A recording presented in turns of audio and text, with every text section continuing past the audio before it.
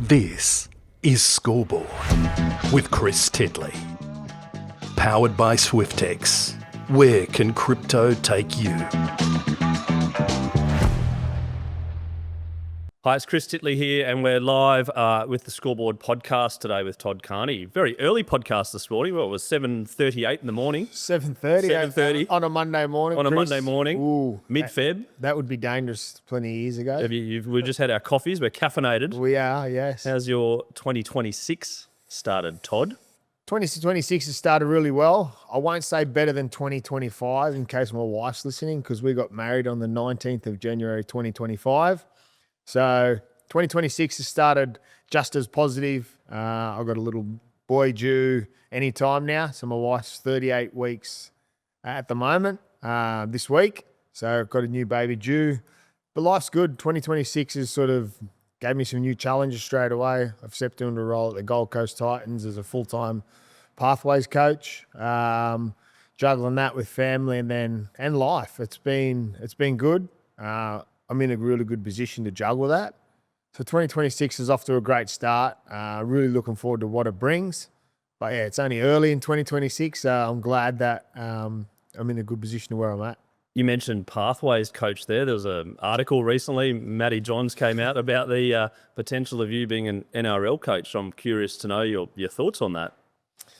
Yeah, well, I guess for me, straight away when that comment's come out, it puts, some people would put pressure on. For me, I took it, not with a grain of salt, but I took it as, okay, Matty's got an opinion, and I've always had a really good relationship with Matty. Matty was my first ever halves coach. When I was 17 at the Canberra Raiders, he's come down, Matty Elliott got him in. So I've had a relationship with Matty. I've done some stuff with him away from footy on his show, things like that. And then for him to come out and say that, and then I've got people ringing me, I've got people texting me, sending me the photo of the article. But then I put my professional rugby league hat on, and I think to myself, in my strangest dreams and thoughts, I think about it. I think, what if, or where does it go? How do I get there? Obviously got a long way to go. I'm only new into my coaching journey, and for me, it's about learning how you actually coach a full group. At the moment, I'm doing pathways, so we've got a lot of contracted kids, so there's a lot of individual stuff. I'm not coaching an actual team. But it's one of those things. It's. I would never say never. For me, it's about challenging myself. I want to challenge myself in life. If it was tomorrow, it's probably a no. Like I just mentioned, I've got a new baby boy due any time now. I've got a 5-year-old and I've got an 11-year-old stepdaughter that take up a fair bit of time. And obviously then my wife with her business and with where I'm at. So at the moment, I'm comfortable with where I'm at in position in my life and the journey I'm on with coaching. In 10 years' time, maybe when I'm 50, I'm 40 in a couple of months' time. Maybe around that age, I could start that tour with a question. Kids will be a little bit older. I'll obviously would be well more equipped to be an NRL coach maybe. But it's one of those things. But for me, it's something that I take pride in. Definitely, I just mentioned before to you, I always find my way back to rugby league. Yeah. Not that I've ever wanted to get away from it, but I've tried different things in the past, thought about doing different things in the past, but I always get brought back to rugby league. And some say it's because you get back to what you know, and it's not all I know. Some people have a chip in me when I say it's all I know is rugby league. So it's good to know that that people like Matty Johns speak highly of me in that area. But like anything takes hard work, and that's something that I'd have to do. You mentioned rugby league there and your relationship with rugby league, 17 when you were picked up as well. So coming up to 23 years in the professional scene. The ebbs and flows of your relationship with rugby league. Do you want to talk about that coming into 40? Well, the greatest roller coaster of all. People talk about roller coasters, the scary ones, the big ones. Rugby league for me was the most scariest roller coaster. And I say that in a polite way because I enjoyed the ride. The ride brought me here in front of you today. The ride brought me so much success. The ride brought me so much failure. Not failure, brought me so much heartache, disappointment, shame, the whole lot. I can sit here and when I reflect on my career, and I'll probably touch on it later, but I'll mention it, so you might bring it up, is that I reflected on it in my worst moments of my life. Was when I was in rehab. I had to write a life story before I left rehab. So had to give a little spiel of my journey of sort of negativity. And a fair bit of that come up in my exit strategy to get out of rehab. And the shame and guilt that brought me when I was writing it, but it also gave me so much gratitude of what I'd done to achieve so much. And it gave me a moment to thank myself that I was still kicking and still trying to fight a battle that was away from rugby league, but also that was a part of my rugby league journey. So that roller coaster, like I said, it gave me so much. It gave me the tools of life. And I knew that from a young age that rugby league was to be successful at it and to love it like I loved it, and then also be good at it. You had to be wired a little bit different. My dad taught me to be like that. He challenged me in areas that probably 12-year-olds didn't get challenged. I used to get dropped out the road about 20, 30 Ks on a bike, and he would follow me back into town. And then all of a sudden it became a novelty that my mates started doing it, and parents were questioning, is that safe? And my dad would be like, well, if they don't want to come, they don't have to, but Todd will be doing it. Family holidays were pack your footy boots before you skateboard or anything. Well, I didn't own a skateboard, but things like that. So, yeah, rugby league and the roller coaster and the highs and lows, I enjoy it now. I enjoy sitting back and I reflect on it. It gives me tools to teach. It also gives me tools to sit and rest and like I said, be proud of the journey I was on and the journey I'm still on. You're never away from it. The spotlight's not too far away, like the one there in front of me. It will never go away, and that's probably was the scary part when I took the role at the Titans. Scott Sattler, who's been a really good big advocate for myself, post-footy, through radio. He got me my job at the Keebra Park Rugby League School.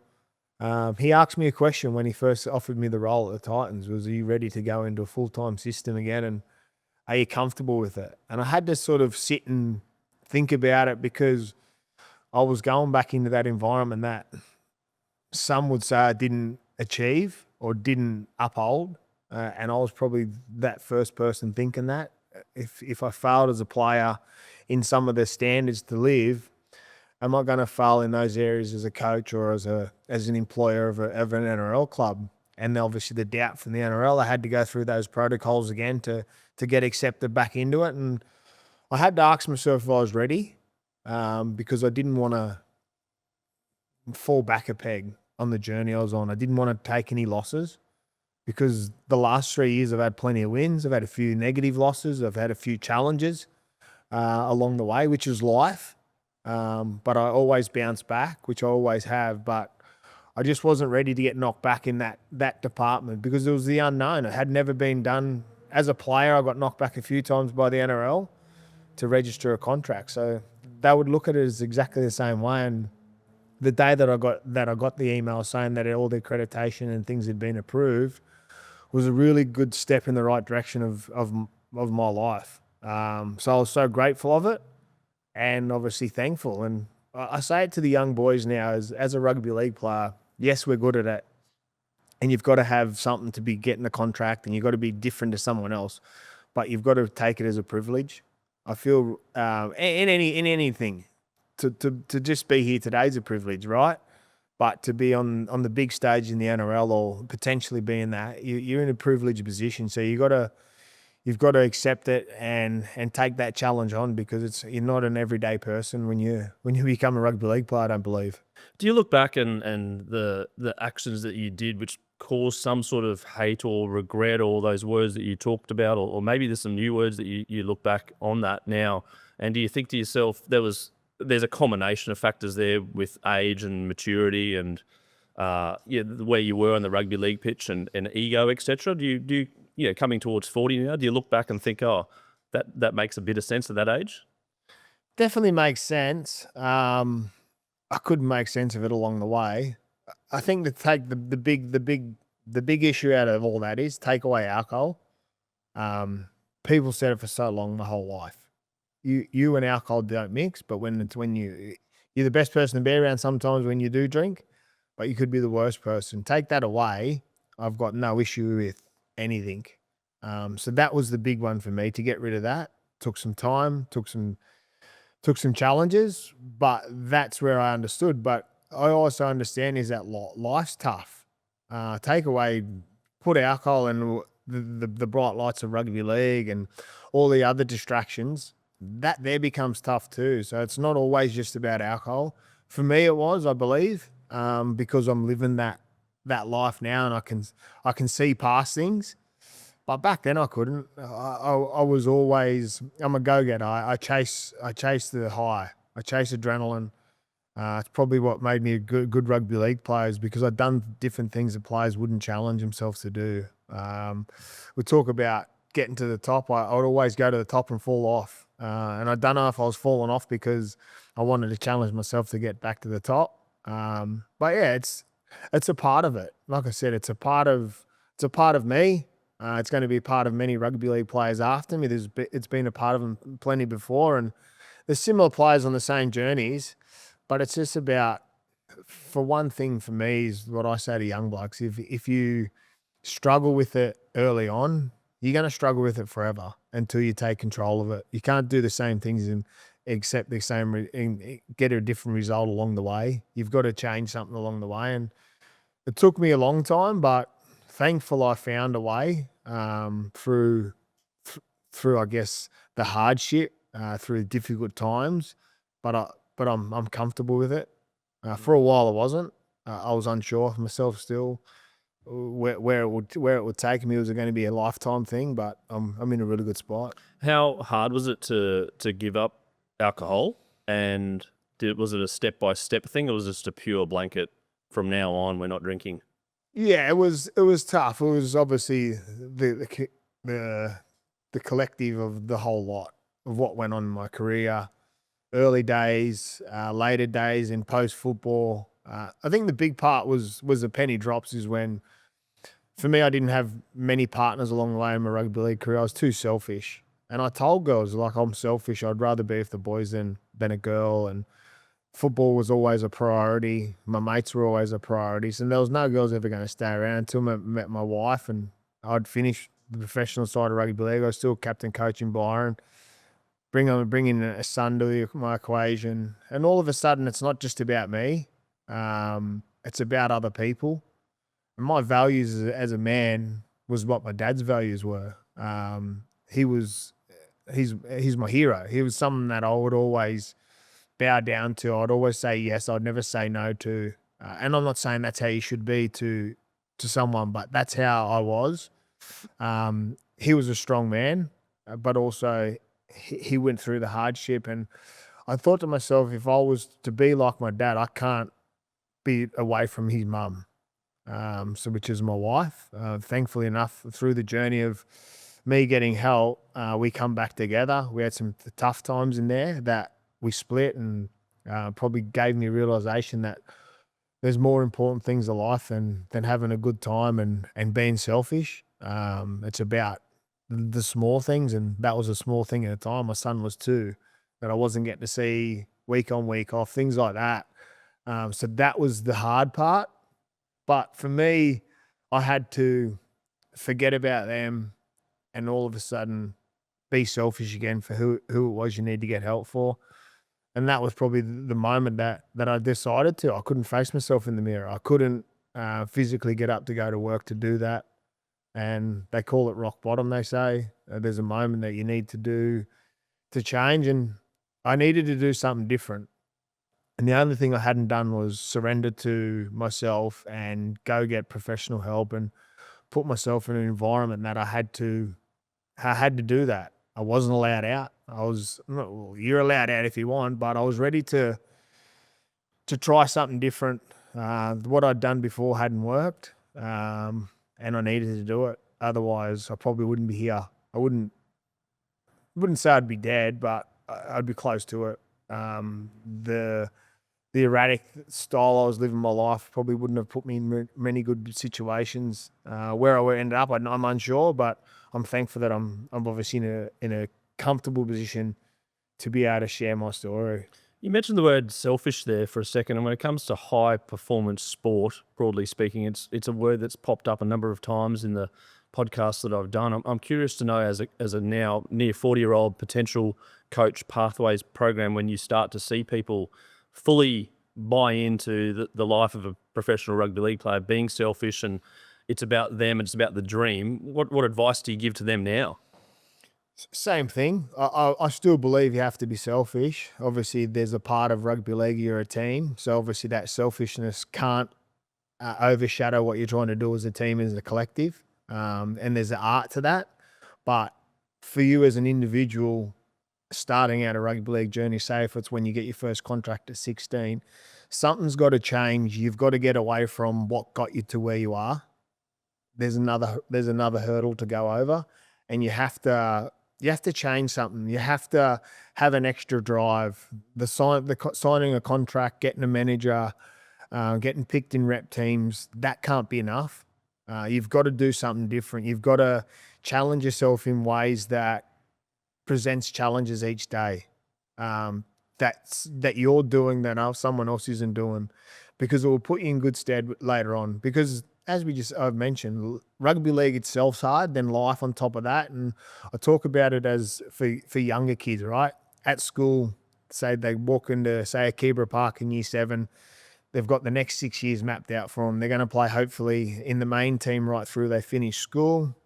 I call school a safety blanket. Like when you're a baby, you've got your little toy that you always carry around that keeps you safe. And school's like that, because from 9 to 3 every day, you're in an environment that you're on a pedestal, you get everything, you're training, you're preparing to play football.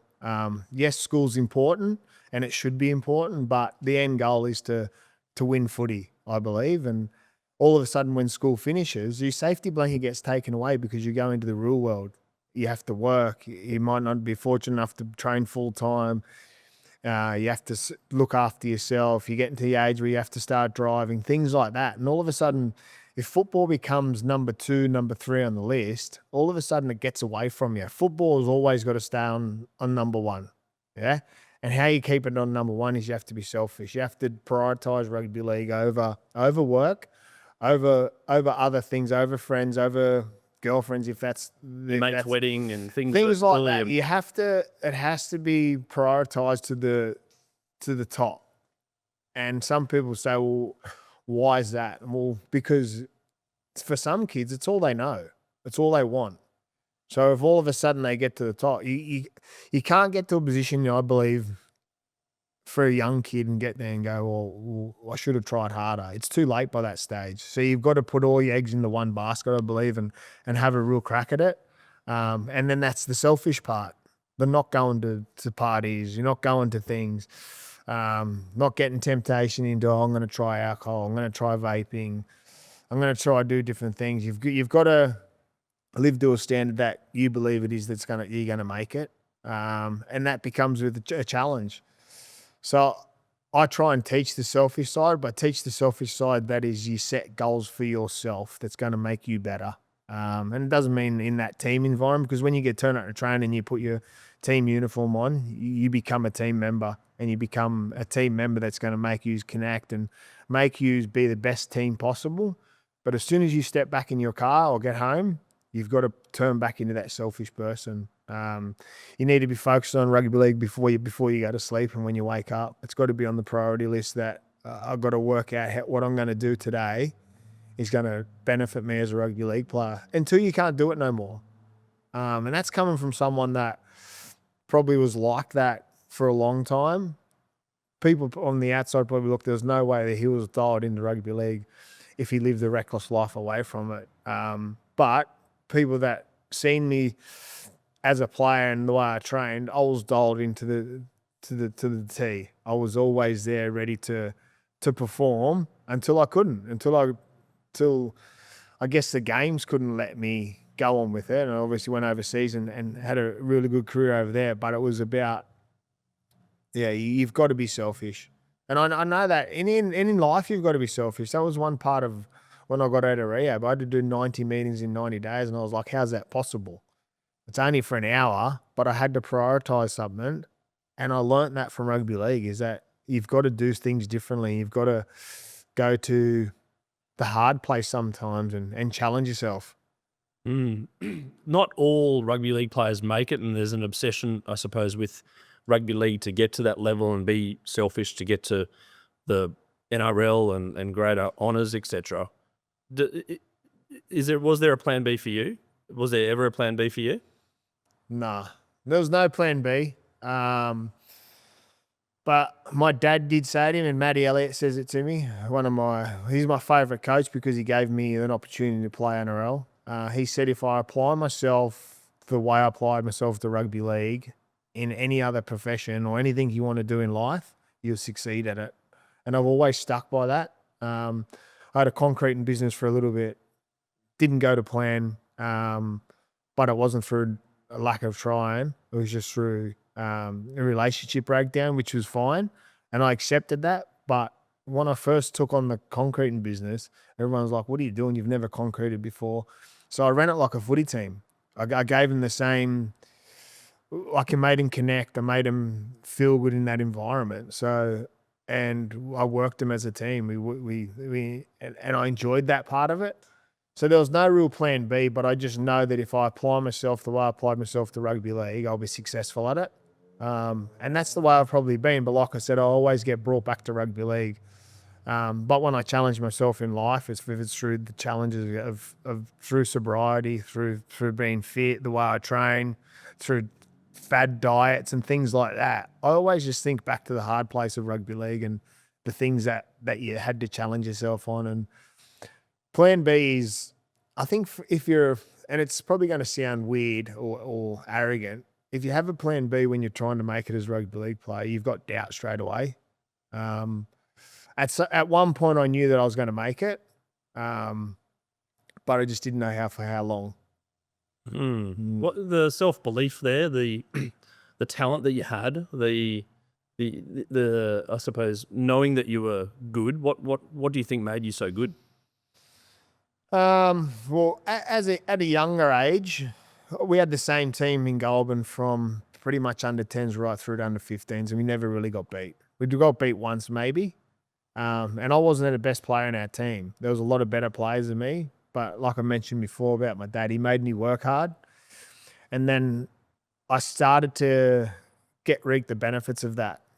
As I got a little bit older, obviously got pushed into first grade at a really young age because I was not so much physically ready, but I was okay being uncomfortable. I was okay to push myself. And then once I knew that I was on the verge of making it, there was nothing going to stop me. It was because I'd done the hard work. And I know that if you put in the hard work, my off seasons used to be like I enjoy myself, but I would still train.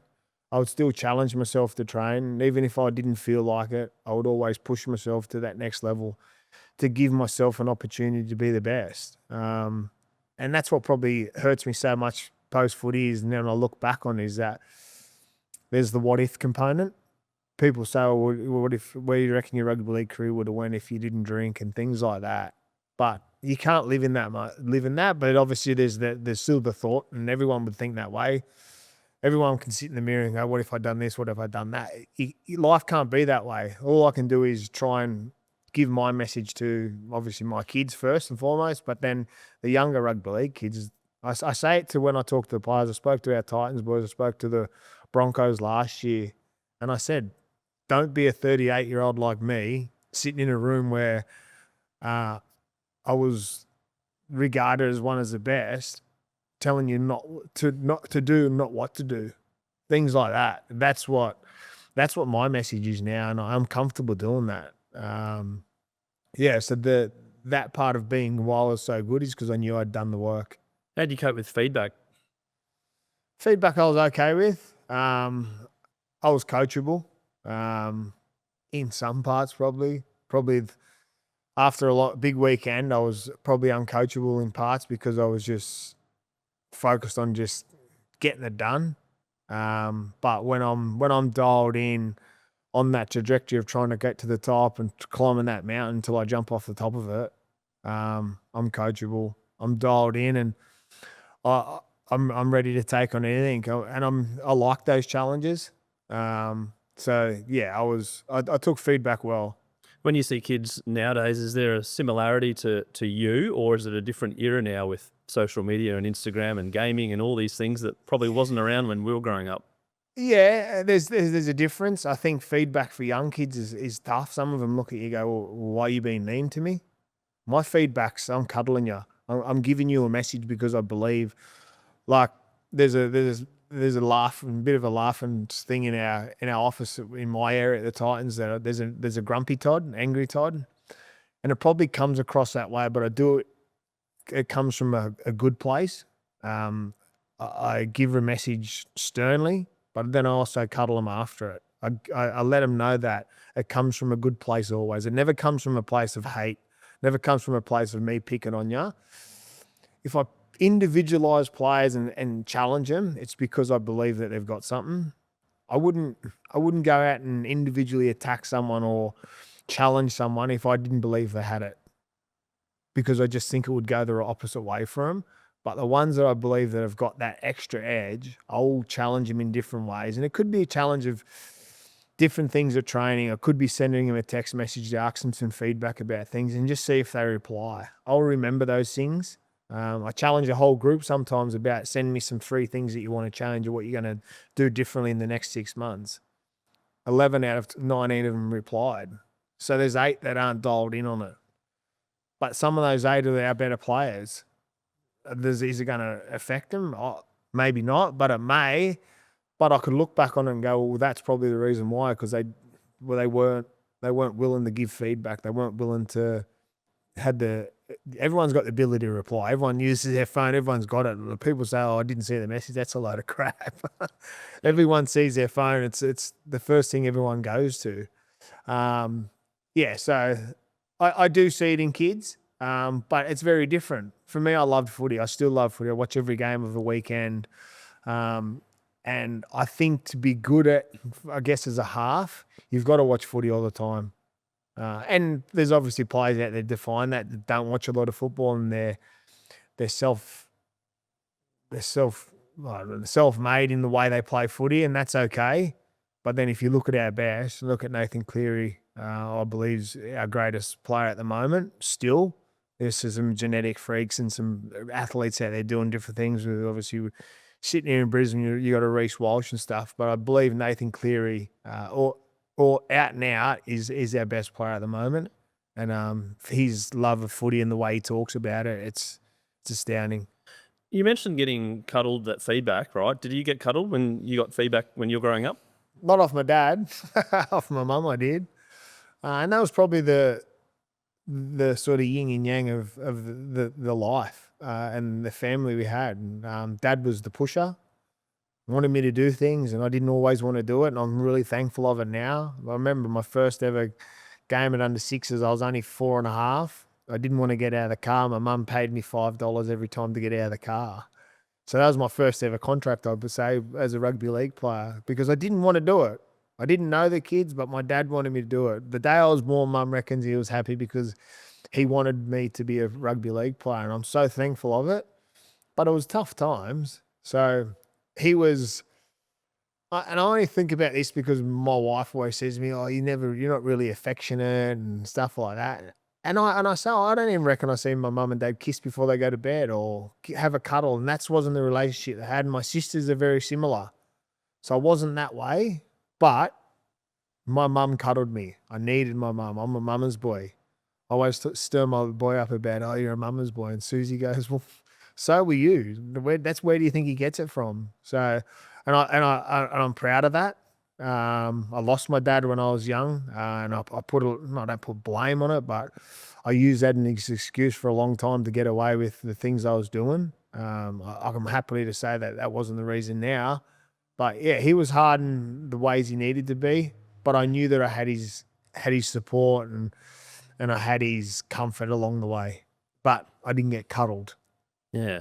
You're just about to turn 40. When people hear Todd Carney, what would you like them to think about you now as a person that you're sober for Yeah, coming on three and a bit 3 years. years Yeah. now, which is the piece you've taken out of your life, and you're sitting here in a good spot, and your head's good, and you're looking good, and you're feeling good.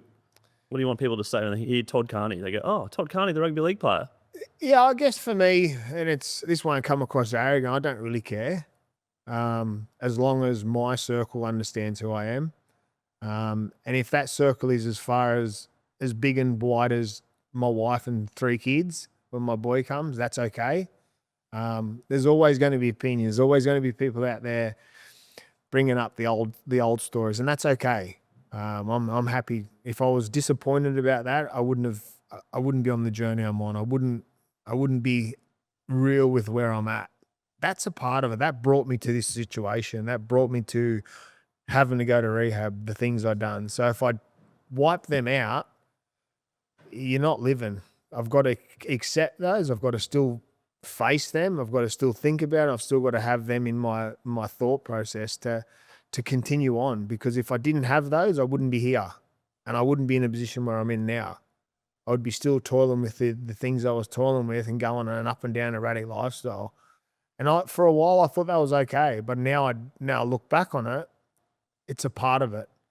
So, but I know that the ones that actually have followed my journey along the way, and the ones that are real with it, they understand it. And if they appreciate the person I am, my close mates appreciate the person I am. Obviously my wife and kids appreciate the real me. They seen the different side of me. So I've been with my wife 7 years. So for the first 4, she probably didn't like, but the last 3, she sees a different side. But then the ones that have been with me for the last 40 years, they see the different cycles. And I'm okay with that. And if they're not okay with it, they're not in my circle anymore. So acceptance is something which you've now come along and you said, this is it. This is part of it. This is part of the journey. This is part of who I am, part of the fabric. But then every now and then you'll get some idiots bring things up, right? Yeah. And it must get a little bit It does get frustrating and tiring, but if I get drawn into that, I'm just buying into their small-minded attitudes and stuff like that, and it's okay because I'm the same. Everyone's got an opinion. I've got an opinion on so many things, and I look at it now, but it comes and goes. If you keep it in for so long, you'll fall down to their level and become like them. But it's all right. And everyone's allowed to. And I go to places and people go, "Oh, you're different to what I thought." That's okay. And I feel like saying, "Well, I don't know who you are to even know what I thought." So for me, it's coming from a place. Well, that's why you say don't judge a book by its cover. I've had people that have opinions on people, and the same thing because I knew them from what I'd seen on the outside, and then met him. I walked away and I had to swallow my own pride and go, "Oh, he's not a bad bloke," where I thought maybe he was a dickhead. But and that's life, but isn't it? Everyone thinks different things. But until you meet someone, until you see the real person, you can walk away with a different opinion. Until you don't. If you don't, well, you're entitled to your own opinion. And that's okay if they just see what happens on the news, in the paper, or on social media. Everyone's entitled to that. And if I change that opinion on them, I've done something, because the opinion I try and change for now is that not everything's rosy and perfect all the time. It's about being the best version possible you can, and I'll never be perfect. I'll never will. I'll always make mistakes, and that's a part of life, I reckon. And that's the beauty of it, is make a mistake but not making it again. Where for me, a long time, I made the same mistake so many times, where this time I probably only make it once or twice before I realise, man, that's probably not the right thing to be doing. And you've got a second child plus a step daughter, is it? Yeah. On the way very soon. You're in the drop zone. You've got imminently. You're a ready trimester to go. 3, ready Yeah, to go. I'm You're on. ready to You got go. the phone on loud, just in case Phone's during on this loud, bags are packed. interview. It'd be kind of, a bit of a weird interview if you had to duck off, right? But as a father, some things that you've learnt. Well, just learn along the way and what my dad gave me. The comfort. Obviously, my wife's like my mum. She's a comfort, my boy. I'm strong on my boy. Strong on my stepdaughter, which is that's a challenge. That's a big challenge for me. That's been a challenge for the past 7 years of walking into a relationship where my wife had already had a daughter. So that was a challenge we still face today, and I accept that. and I accept it's never going to be perfect. It can't be perfect. People say that it is perfect. I believe wrong, but same again, you're entitled to your own opinion. I don't think it will ever be perfect, but all I can do is try to be the best version of myself possible. People say you should love them the same as you love your own. It's not possible because my son is my first son that I've never had. So I'm going to love him. I'll love him greater than I do my next son because he's my first. But I'll still give him the same amount of attention, same amount of time, and the same rules will be there. Yeah, so for me as a dad, I'm quite strict in ways, but I'm also a bit of a sucker. I'll give them what they want, which is probably backfires on me a little bit. The way they are sometimes, they're very sooky in parts. He's spoilt in parts, but that's the way I am. But when I need to be stern, I'll be stern. But yeah, always give them what they need. Someone told me about being a good parent is you need to be in the good mindset yourself because the sponge is there. So it's not about being a good parent. It's about being, yourself being good and getting yourself into that right mindset. If you're tired and snappy, they'll see you that way. If you're happy and energetic, they'll see you that way. I'm curious to know around your daily practices now and your daily habits to get you in the right mindset. What are you doing now on a daily or weekly basis to keep yourself in that good mindset? Yeah, so we all, like at the moment, so I wake up at 4 o'clock every morning. Yeah, I got a text from you this morning. It's pretty early. Yeah, so this morning I usually go to the yard, but this morning I got up. I'm doing the Gold Coast Marathon in July, if my body lets me. So this morning I got up and I was on the bike at 4 for an hour, and I'm usually up. I always train before my family gets up, so when they do wake, I'm at home there for when they wake up. We all go to bed pretty much at the same time. My TV's off at 7:30, lights out for my boy and daughters at 8 usually, so we're all pretty much the same. And then my routine doesn't change too much. I try and train and have a cold shower every morning before I go to bed, have a glass of water. But for me, while watching my son watch me train, I reckon that'll instill good habits for him. While he doesn't want league, as I hate footy, he wants to play soccer, which is okay. Things like that. But just, yeah, being around, being present is the main thing. I'm not always perfect. I do get grumpy. After a long day, I'm frustrated sometimes. I just want to de-stress and stuff. I've got a sauna in the shed, and I went up there last night. I got home yesterday afternoon, and my dog had ripped a part of the couch that's on the deck, and I got frustrated and wanted to boot him, and my wife's like, you can't treat him like that, and we seen it differently, and that's probably where it got from my dad. So me in the past, I would have continued to kick stones. I went and sat up in the shed and in the sauna for an hour and de-stress myself, and then realised, it's probably not the right way to react, and because that's not the right way. Where before I would have sat on it and stewed on it for a long time. So yeah, just trying to be present, that when I'm there with them, that they see the present side, not just the pushing away side. How do you dial down your frustration a little bit when you don't get much sleep or your training gets interrupted or things that matter to you get thrown out the window because of kids and commitments, etc.? That's the challenge. If I miss a day of training or if I sleep in for the whole day, it will eat at me. How are you going to fit in a session? Where are you going to fit in a session? So I say to myself, it's just one day. Tomorrow's a new day. You've just got to get through the day.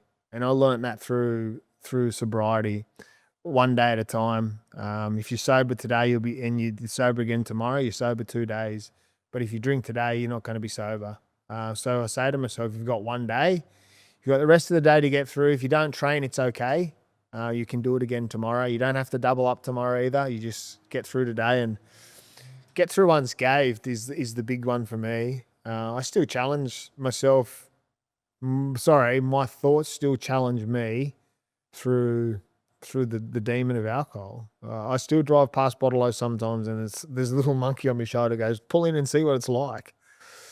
But I'm strong enough to say no, and that's through hard work. I'm not over the hill. They say you'll never get over. You always just bounce either side of it. I don't do as many meetings as I used to because I feel I'm okay. I've got someone that I trust and talk to when I need to. but I'll never be perfect at it. That's the main thing. How do you go with weddings or functions or parties that you know that there'll be quite a drinking culture, and then how do people treat you that know you now that you don't drink? Yeah, that's the big part, the environment you go into. The hard part for me is when I go to environments, when pretty much now most environments I go in, people know the journey I'm on, so it's okay. My wedding last year was not a challenge because I supplied the alcohol from my mates and friends, and that's what it was about. It's about a celebration too, and they need to be able to let their shoulders down just as much as we let our shoulders down. It's all about having a really good time. So I'm okay with it. I don't go to the pub like I used to on a Saturday in bed. I don't gamble anymore, so I don't put myself in that environment. I don't stay out after a certain time. I know when to go home. So I've obviously gave things up along the way that I would used to have really enjoyed, but I just don't enjoy them anywhere because I don't drink. So I'm okay with it. You've given up alcohol, and you just mentioned there you've given up gambling. I mean, it's easier said than done in regards to just a blanket yes or no. Sounds like you're a blanket yes or no person, that if you commit to something, you're going to commit to something, but others probably don't have that mindset. How hard was it that first week, 2 weeks, 3 weeks, etc., to say, I really enjoyed a pint or I really enjoyed a beer, and that enjoyment is now a little piece of your life that you can't enjoy? I think what it was, like I said, what I learned in rehab. So I signed up for whatever the requirement was needed. So it was either 3 months or 28 days. So I'd done 28 days because they said it's probably best to go out and practice your craft in environment. You're okay in here because you're in a safe space. You need to go out there and be in an environment where you're going to get tested. Like, I was not doing it easy, but it was like I was ready to step out and back into the big bad world, I call it. So I learned those tools in the first 28 days. Is that, like, when we speak about alcohol, I went to an NA meeting, which was narcotics, and I was like, what am I here for? What am I going to that meeting for? And obviously in my submission to go in the rehab, I spoke about cocaine and things like that, but I never thought that was the issue. When I was going to NA meetings, they're like, I need to go to AA, and it's like, well, you can't pick and choose, because if you use that and you use that, it's the same thing. And then all of a sudden they started talking about gambling and other lessons. It's like, oh, well, these all come together. I only do them if I do one. If I do one, they all come together. So I was like, well, I have to get rid of them all. And that's what it's been like. And I never really gambled unless I drank. I never had cocaine unless I drank. So it was sort of started with the drink, and then them overlap and come together. So I had to get rid of them all. The central point was alcohol. Yeah, the central point was alcohol. I never started on one and went to the other. And eating badly the next day, or bacon and egg sandwich and all this sort of stuff with the food and the diet and these. Food and that's okay. Yeah. Like there's a guy that I met in AA. I ring him when I'm really in a spot of bother, and I rang him one day. Me and Susie had an argument about something. It was coming on to Christmas, and I rang him and I said, mate, I'm in a point where I'm about to explode. And he goes, think about it. Christmas isn't far away. How do you react before Christmas? It's a celebration season. I was coming on 2 years sober, blah, blah, blah. And he goes, you need to go to a 7-Eleven, get the biggest Slurpees you can, get a block of chocolate and a packet of chips, and just sit in your car and eat them until you feel sick. I'd done that, and it was a masterstroke, because everything went out the window, because I was sitting there smashing the chocolate, eating the chips, sucking on the Slurpee, and then all of a sudden I felt like shit, and then I rang him, I said, I'm going home, mate. And he goes, go home and say sorry. And because he asked me, he goes, was it your fault of why the argument started? And I said, yeah, probably. And he goes, go home and accept that you've gone home, because how you are feeling is how she'd be feeling. You're in the car, you've took off somewhere, is that your family would be worried where you are. You need to go home and tell them what you've done. How many 7-Eleven trips have you been to? I've had a few. Yeah. I've had a few. Yep. And that's a reminder. Sometimes I don't even have to ring him. I'll just stop into a 7-Eleven and just remind myself. Yep. Yeah. I've had plenty of reminders along the way, and I had a slip up last year, which I'm not proud of. And for a while I was going to just hide it and not go on it. And I was meant to do a walk for 1,000 days. I was going to walk from the Gold Coast to Goulburn. That's two places that mean a lot to you. Yeah, the walk was going to be called Home to Home. I was going to get to Goulburn on 1,000 days sober, and I actually ruined it by that slip up. So it was either I had the slip up because I wasn't ready to do the walk, or I had the slip up because I was putting too much pressure on myself. I had people saying you still should do the walk, and I couldn't do it because I'm not 1,000 days sober.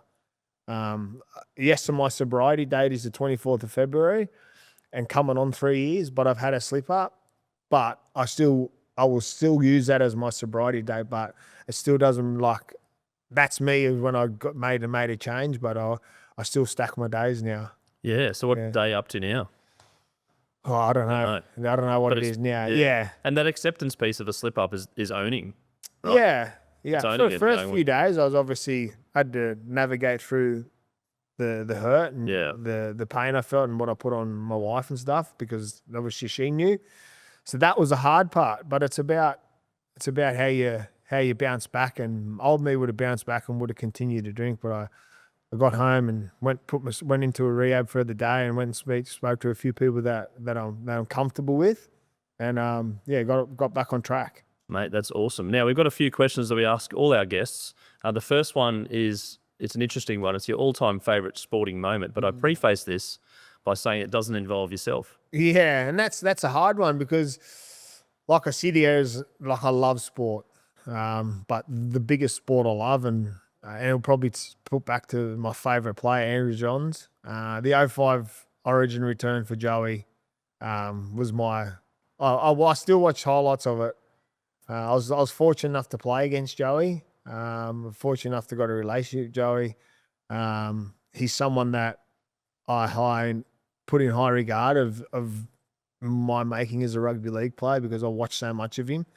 But for what he done in 05 in that Origin series was my greatest, because I continue to watch it and I still think back on it. That's awesome. And I love the fact that people can go back to YouTube now and other things that can watch it over and over again back in our day. So if you're a young kid, you're a young aspiring rugby league player and you want to go back and watch a moment, go watch what he does in the 05 Origin series. Yeah, one of my moments was the other side of the ledger was Mark Coyne back in the day. Yeah, right. One of the Queenslanders growing up. I think I was 8 or 7 years old, the last player of the game. But we won't go into that Origin fierce rivalry, but isn't it great every year? It just comes around every year, comes around every June. Just this ongoing battle which gets bigger and better every year. Yeah. And Todd, we do have a sponsor in Scoreboard, and that's SwiftX. And SwiftX is Australia's most trusted cryptocurrency platform with over 1.5 million users now. And as part of their new campaign, Where Can Crypto Take You?, we run a little segment called the Bucket List. And the Bucket List is a sporting event that you haven't attended live thus far that you'd love to attend, maybe now with 2 children pending as well. Yeah. Yeah, I guess when you always think about it and we talk about bucket list moments in sport, I always just go back to the Super Bowl. And it's a weird one because I don't follow the NFL. I don't really watch it. I'll watch the Super Bowl when I can. Boyd Cordner, one of my close mates, loves the NFL, plays the fantasy, does all that stuff. He actually went over to watch the Buccaneers play a few years ago to the Super Bowl. I was going to go with him, but something come up that he didn't go. But him talking about it made me think, oh, well, that's my bucket list moment. One, obviously, everyone talks more about the halftime entertainment. So if I'd love to go to the Super Bowl, my halftime entertainment would have to be Eminem or someone like that. The team I'd have to be playing is the Patriots, because obviously I was a Tom Brady fan. When I say I wasn't an NFL nerd, I love Tom Brady. I love the story. I love listening to his stuff. Quarterback. So obviously we can't rewind back time. So I'd love to just, for the Patriots, I don't even know who their quarterback is now. But yeah, my bucket list moments in New York, probably the game would love to be. Oh, right, yes. In the heart. Eminem in the middle. Yeah. And it'd be great with last year, I think. Year before he popped up with the Eminem had a little cameo appearance. Yeah, he did. With Lose Yourself. Yeah. Get sort of goosebumps watching that still. Yeah, and it was all, what was his name? This is with Snoop and Dr. Dre. Yeah. Dr. Dre and Snoop. And yeah. So that'd have to be my bucket list sporting moment. Yeah, there you go. And Todd, we also have another partner in PocketSmith. PocketSmith is the personal finance app for the household CFO, the one keeping the budget in check paying bills and kicking goals. Over 80,000 Aussies use PocketSmith to track their spending, see their net worth, and plan ahead. And as part of our partnership with PocketSmith, we run a little segment called the Do You Budget. I'm curious, Todd Carney, are you the CFO of your household? Do you budget? Well, I don't budget so much now, but in my rugby league days, I budgeted. I had a finance advisor. His name's Trent Tavaletti. He's now a close mate of mine. I met Trent when I was 17, I would have been 18. So we're in around when I first got my first contract. So pretty much my whole rugby league career, I got $500 a week. Put it in my account on Sunday night, and that should get me through to Sunday. Obviously, that 500 wasn't lasting me on a big weekend. So you got plenty of phone calls of abuse and put this in, put that in. I'm at the pub, I'm stuck, things like that. But yes, I did budget along the way, and I'm so thankful for Trent, the position I finished in. And if I didn't have that, I wouldn't have learned. So I do, now that I'm a little bit older, I don't spend much money. The only thing I spend money on is the coffee, which I'm grateful for. Our free coffee this morning. I was about to stroll down the road and get one. So yeah, I do budget when I need to, but at the moment, no. But when I was playing, yes. Do you think it's a problem now with some of these kids coming through and the money's gone up and up and up, and then there's that, what do I do with it? How do I deal with it? I've got discretionary income, the lifestyle creep, as they say. Yeah, I think so. I think the most important thing is that you've got to put it in the right places, because it doesn't last forever. For me, when I was playing, when I was on really good money, I thought, geez, I'm never going to have to work again. The day I retire from rugby league is the day that I'm just going to put my feet up. Doesn't work like that. Unless you fall into a job in the game or in the media or things like that, you've got to go out and work.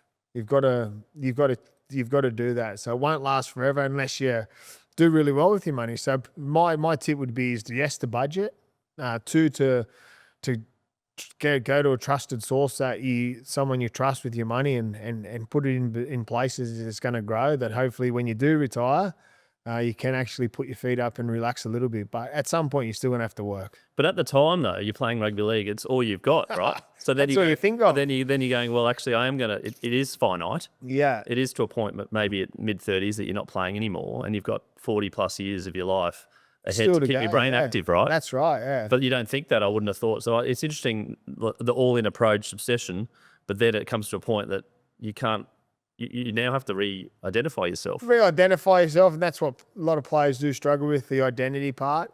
But like I said, if you're selfish and you put yourselves in positions to get to the way you want to get to in rugby league, then if you're really good with your money and you do things really well, that's a part of the successful part is what you do with it when you get it. You can't just be reckless and then at the end of it, it's gone. Try and deal with it while you've got it. Yeah, no, that's some great advice. Now, the scoreboard moment, it's a moment in your life which is so visual and vivid. We may have already touched on it. And from that moment, life changed. Yeah, the 24th of February, the day I got dropped to rehab, the drive from Gold Coast to Gympie was a somber drive, because it was my ex-wife. It's my wife now, but we had split up at the time. I was grateful that for the 10 days I had to wait to get into the rehab, I spent at her house. But the drive was difficult, because I was unsure of what was about to happen, what was about to unfold. If this didn't work, where I get to, are we going to be together when I get out? Where's life going to go? So I was surrendering to the point where whatever happens, happens. But this could be the last moment that we do something like this together. So it wasn't a great drive. It was good to the point that she was taking me and I had her support. But that was the moment that changed everything, because from what happened from that day stepping into rehab has put me to the person I am today. And I'm grateful for it, but there's a lot of hard work went into it. But I say to myself, I'm thankful for myself. I pat myself on the back every day I wake up for what I've done. That drive must have felt like a long, forever drive. Yeah, I actually get eerie feeling when we went to Noosa last weekend, weekend away before the baby, and I see the signs to Gympie, and I don't say nothing, but I have a yuck feeling in my Tight. belly. Yeah. There you go. Yeah. It's Now- a good reminder. Yeah, absolutely. And also just that reflection back, the connection. It's not a great connection, but as you mentioned, like looking back and the patting yourself. A lot of athletes talk about journaling and writing things down as they feel and then connecting that back. Like, have you started doing any of that sort of stuff? No, I don't really journal. I just sort of, I do reflection of the week, but like I think I sort of mentioned before, it's one day at a time. What happened yesterday's gone. It's about today, and then tomorrow's a new day, and just do the same things you're meant to do. And some advice for kids these days about what to do, what not to do, things like that you can, hand on heart, have lived and experienced. Is there one thing that you would say, or is it just a plethora of Todd Carney-isms to go, I've lived it, but now this is what you should be thinking? Yeah, there's definitely parts, and it's probably taking advice from someone that's lived it on that journey. And I speak to people that want to probably go down the same path. Is that there's a yes, no, or maybe in life. I don't toil with maybe anymore. It's either yes or no. If it's a maybe, it's probably the wrong thing to be doing. If you're thinking about it's a no, it's definitely a no. And if it's yes, go do it.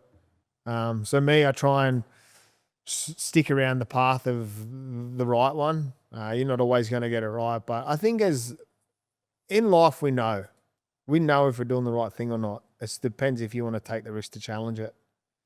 Todd Carney, thank you so much for being on Scoreboard, the podcast today, and all the best with the new bubba coming through Thanks for having me. in the imminent future, literally Yes. imminent future. Yeah, I in can the turn drop, my phone on in and the drop drop zone. zone. And thank you very much for coming on. And I'm very grateful for you taking your time and having a chat about your life, the ups and downs and everything in between. Looking forward to supporting you where I can and helping where I can. Thanks, Chris. Appreciate it. Thanks for your time. This has been another episode of Scoreboard with Chris Titley. Go back and check out some of the other episodes you might have missed.